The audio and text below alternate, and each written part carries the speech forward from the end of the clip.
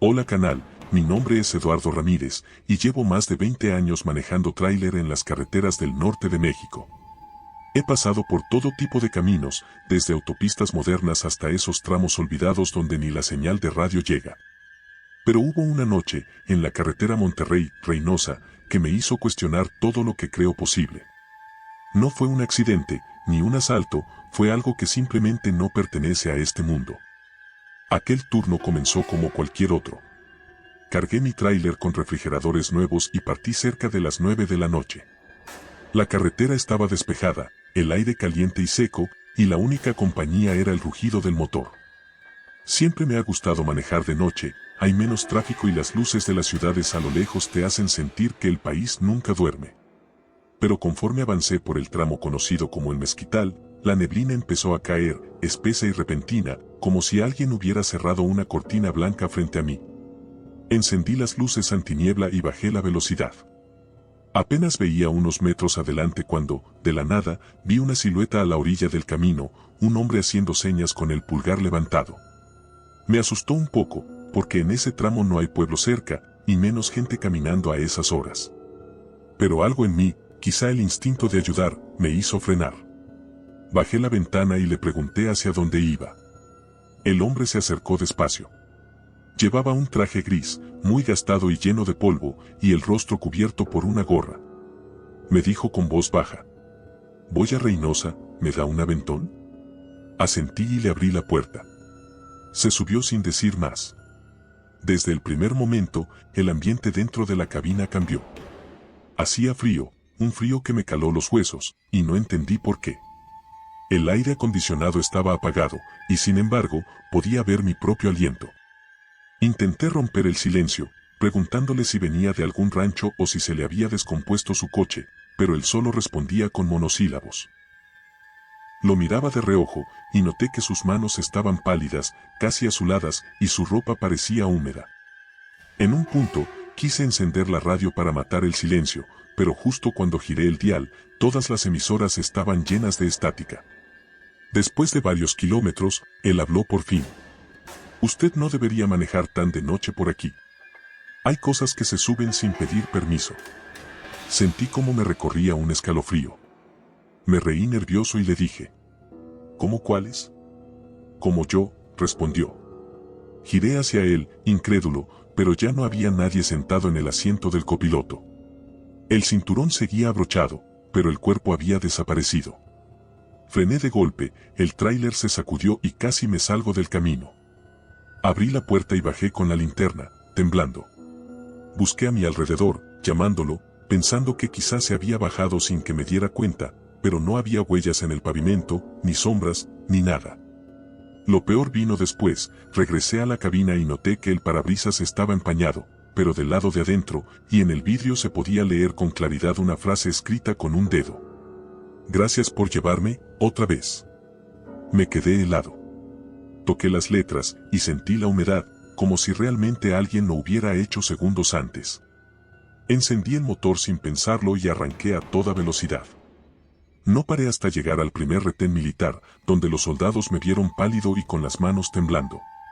Uno de ellos me ofreció café, y cuando le conté lo sucedido, me miró serio y me dijo: «¿El pasajero de traje gris?». «Sí, muchos lo han visto. Dicen que hace años murió en ese tramo, cuando un tráiler lo arrolló una noche como esta. Desde entonces, pide que lo lleven a Reynosa, pero nunca llega». No dormí esa noche. Estacioné el camión y me quedé mirando el parabrisas por horas, esperando que el mensaje se borrara solo. Pero no lo hizo. A la mañana siguiente, cuando salió el sol, desapareció por completo, como si nunca hubiera estado ahí. Desde entonces, cada vez que manejo por ese tramo y la neblina cae, pongo un asiento vacío a mi lado y le hablo en voz baja, por si vuelve a subir. No sé si fue un espíritu, una proyección o mi mente jugándome una mala pasada, pero una cosa aprendí: en las carreteras de México, nunca estás realmente solo. Hola canal, mi nombre es Rogelio, y llevo más de 15 años trabajando como chofer de tráiler, recorriendo todo el país. Me han pasado cosas raras en la carretera, pero ninguna como aquella noche en que pasé por el puente de Metlac, en Veracruz. Los que han manejado por ahí saben que es una estructura vieja, altísima, que se eleva sobre un abismo cubierto de neblina. Algunos dicen que debajo pasa el río más frío del estado, otros que ahí se escuchan lamentos cuando el viento sopla fuerte. Yo no creía en esas historias hasta que me tocó vivir una en carne propia. Era un martes, poco antes de la medianoche. Cargaba una caja refrigerada con productos lácteos que debía entregar en Orizaba al amanecer. La neblina era tan espesa que el camino parecía flotar en el aire y las luces del tráiler se perdían a pocos metros. Bajé la velocidad y encendí las intermitentes. La radio no tenía señal y el único sonido era el rugido del motor y el golpeteo rítmico de la lluvia sobre el parabrisas. Al acercarme al puente, noté algo extraño. Había una silueta femenina de pie a mitad del camino, completamente inmóvil. Por instinto frené de golpe, el tráiler chirrió y el corazón me dio un vuelco. Pensé que era una mujer pidiendo ayuda, quizá un accidente. Tomé mi linterna, me puse el impermeable y bajé. Ella seguía ahí, vestida con un vestido blanco que ondeaba con el viento, el cabello negro pegado al rostro por la lluvia. Le grité varias veces que se apartara del camino, pero no respondió. Me acerqué despacio, sintiendo como el suelo vibraba con el paso del agua bajo el puente. Cuando estuve a unos 3 metros de ella, levantó la cabeza. Y juro que sus ojos eran completamente negros, sin iris, sin brillo. Di un paso atrás, con el alma helada. La linterna empezó a parpadear, y de repente, la mujer habló. ¿Por qué no frenaste aquella noche? No entendí. Tragué saliva y le dije que no sabía de qué hablaba, pero ella continuó. Me mataron aquí, un chofer que no quiso detenerse. Me arrastró por el puente, y nunca volvió. Yo temblaba. Detrás de ella se escuchó el crujido del metal y el rugido del viento como si algo enorme se moviera. Quise correr al camión, pero ella apareció de pronto frente a mí, a centímetros de mi rostro. Sentí su aliento helado, y vi como lágrimas oscuras corrían por sus mejillas. Ayúdame a cruzar, susurró, solo necesito llegar al otro lado. Asentí sin pensarlo. Tal vez fue el miedo, o la sensación de compasión. Caminé junto a ella, sin atreverme a mirarla.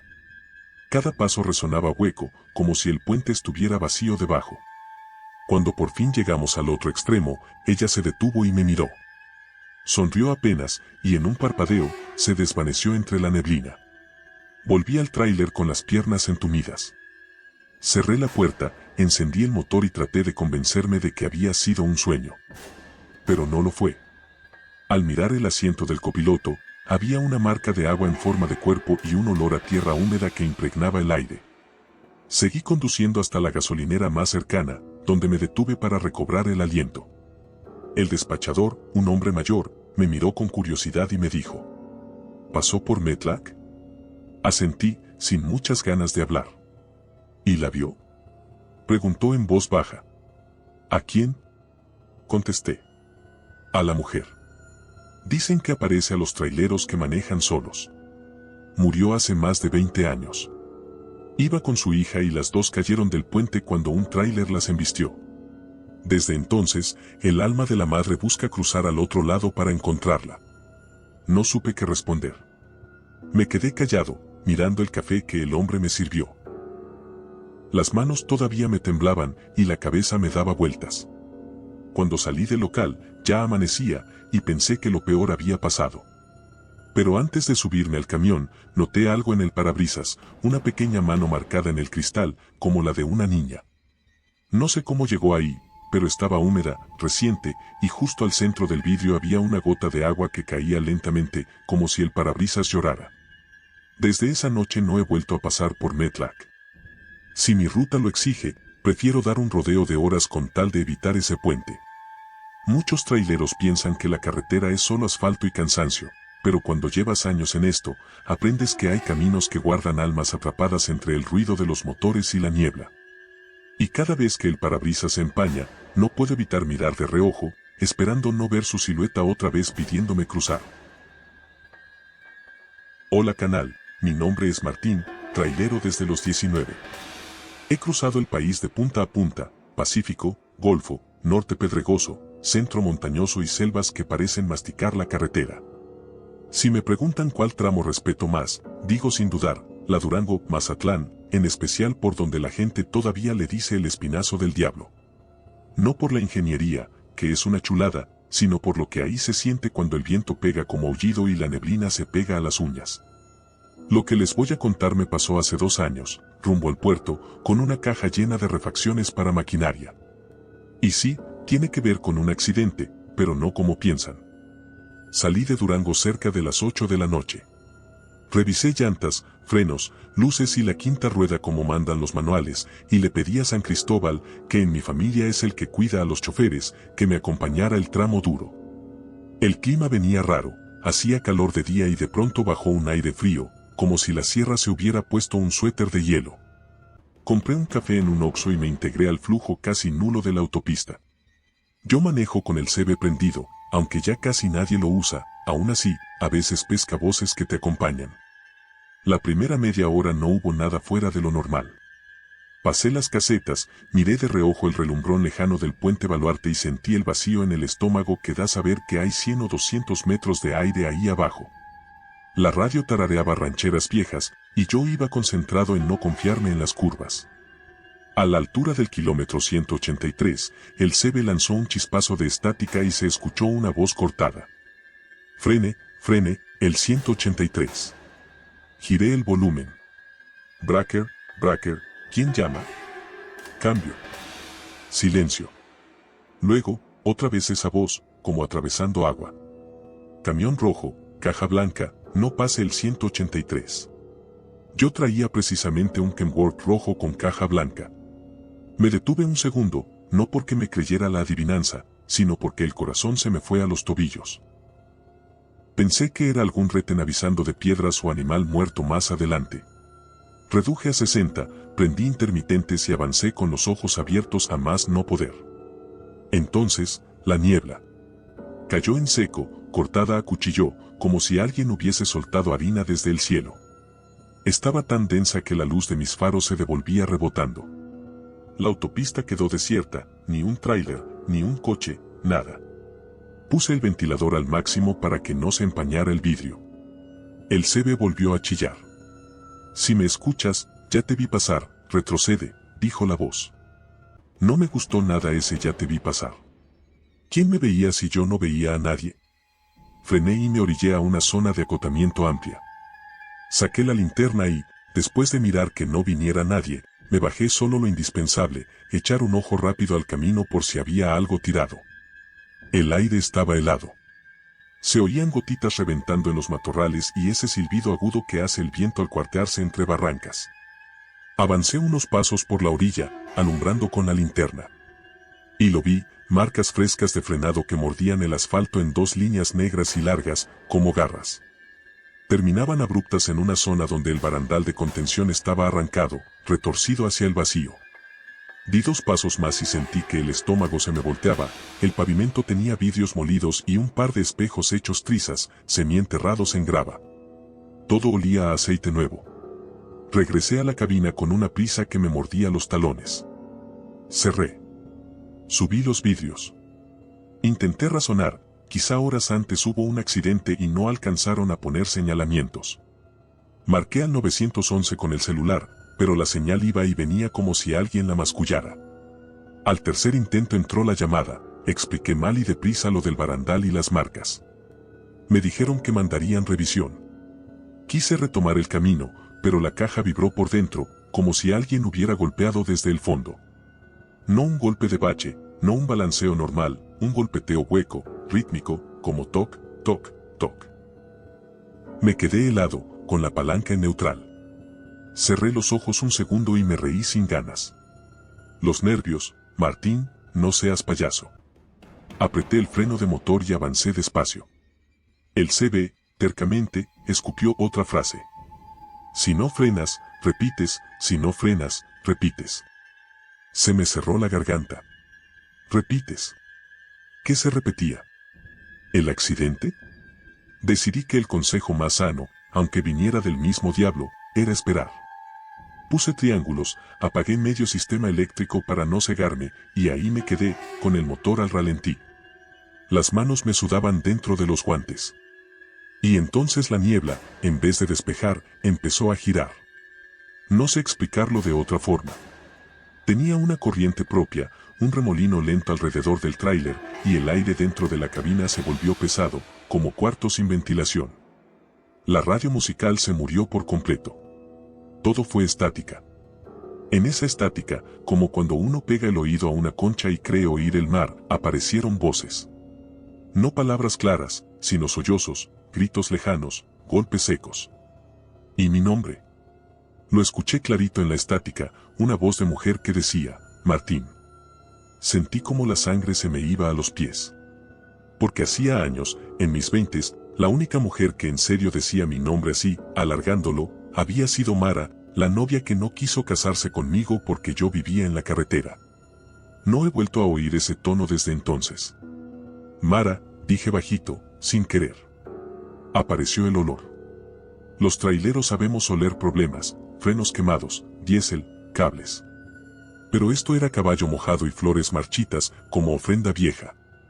Me volteé hacia el asiento del copiloto y la silueta estaba ahí, borrosa por el vaho, pero sentada, con las manos sobre las rodillas.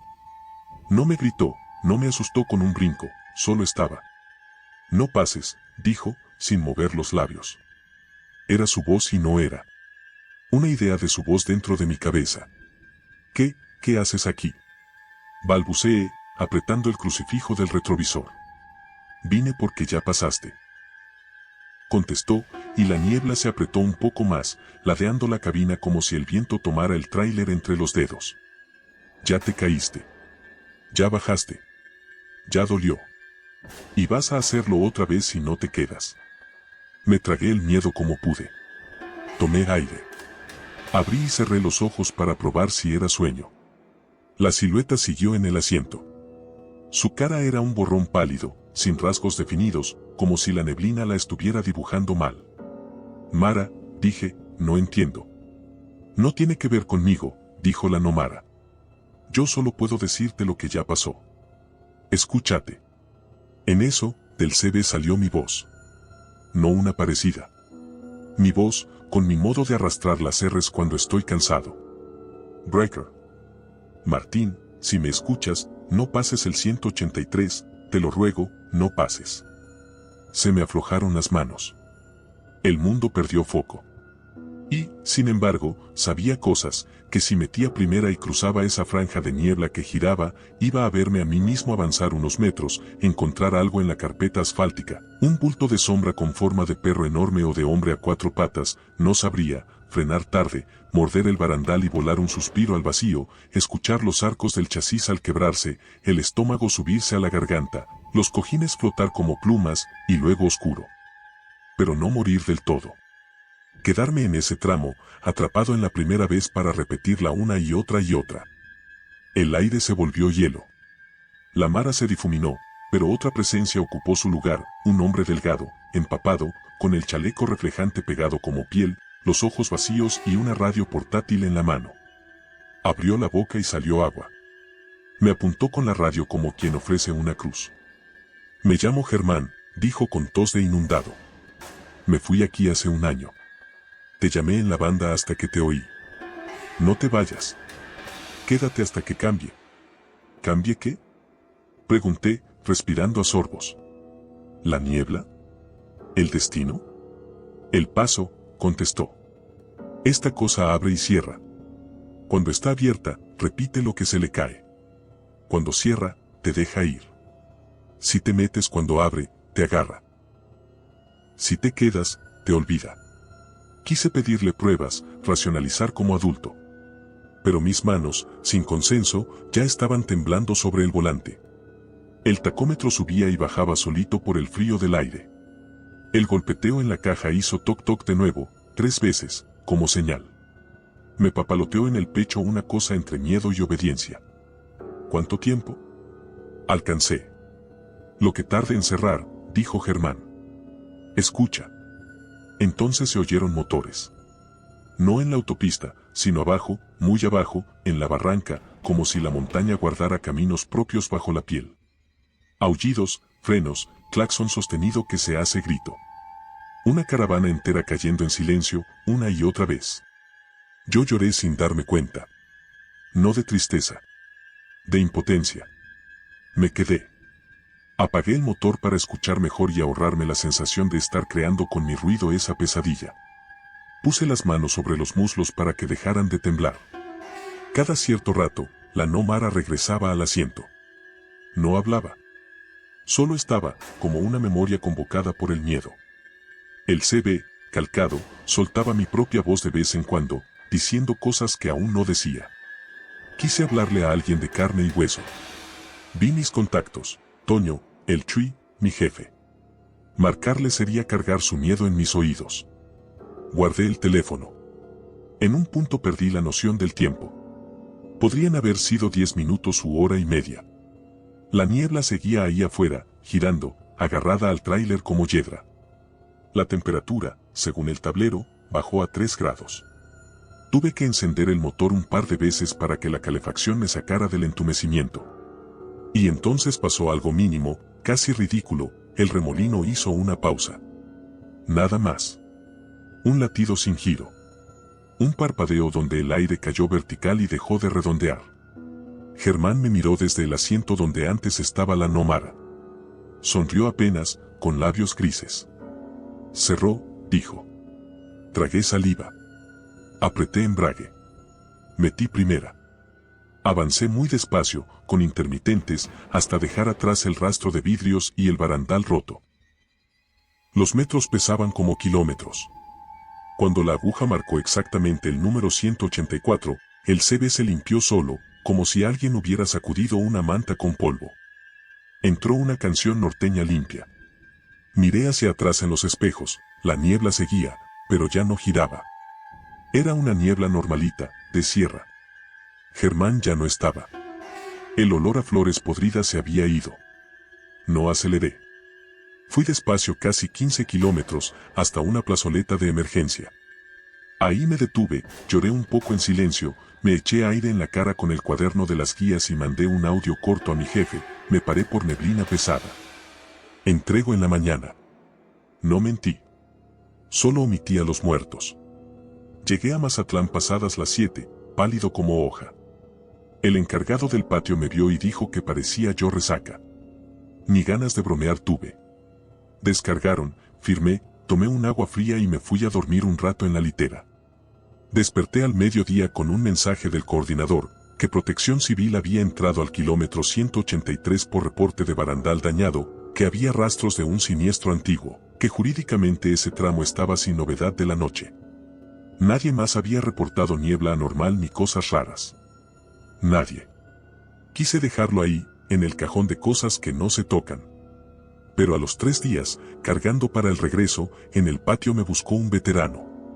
Canoso, manos de nudos, chaleco de la empresa con parches de todas las rutas.